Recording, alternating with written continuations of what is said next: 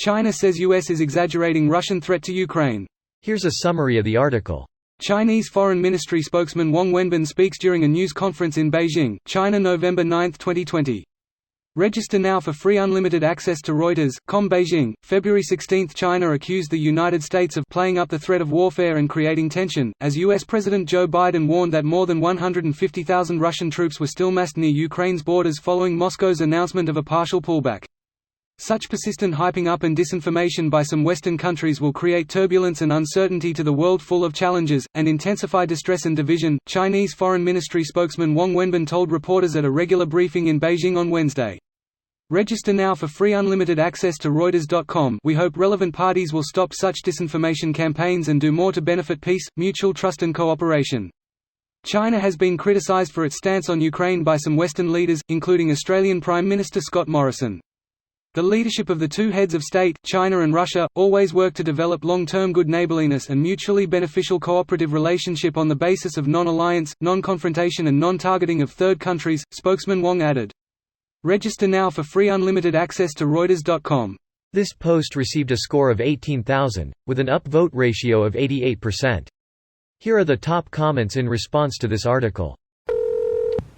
Greater than the leadership of the two heads of state, China and Russia, always work to develop long-term good neighborliness and mutually beneficial cooperative relationship on the basis of non-alliance, non-confrontation and non-targeting of third countries, spokesman Wang added.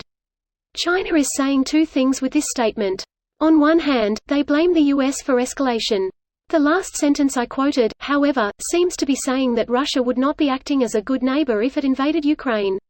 Honestly, I think China is sort of getting a little bit miffed with Russia. For one, this whole thing is taking away attention from their Olympics, which Putin already made look bad when he slept through during the opening ceremony. Yes, I'm aware that that was for during the Ukraine entrance, but still, it made it look like he fell asleep during it. Then we have those research papers which have said that Russia and China stand to lose more with a war than the US does. So I think they would like it if this stopped. One thing I forget is how absolutely perfect America's geography is. Canada to the north, Alaska would be brutal to invade, and the two biggest oceans on either side. No real potential threats nearby, other than Russia near Alaska. Whereas for example China has Russia, India, Taiwan, Japan, North Korea, and South Korea, all right by. Yes, some are allies and some are not, but that's a good chunk of the world's military force located in a region if things were to get hairy. Luckily for China, their geography is almost as good. Impassable Himalayan mountains to the south, the massive Tian Shan Range to the west, barren Gobi Desert to the north, and a peaceful river border with Russia to the northeast. The only threat they face is from the sea, which they've dealt with by building the world's largest coastal defense force and the second largest navy in the world. Not to mention Sichuan is a historical breadbasket surrounded by steep mountains. A group could hole up in there for years and not lose a single pound of weight. Really the only thing China doesn't have is a second coastline, which isn't really a negative when you consider going from sea to shining sea isn't a possibility for most nations. China doesn't have any inland seas, lakes. Being mountainous works both ways.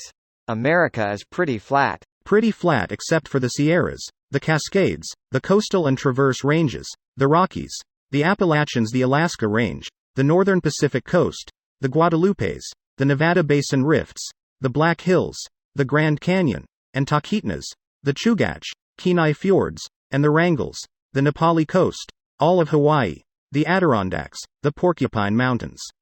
Other than those minor exceptions, yeah, it's pretty flat. This video was automatically created by Reddit to speech. The article and comments in this video were selected from Reddit according to their upvotes, and any paraphrasing was performed by smmry.com, without any human intervention.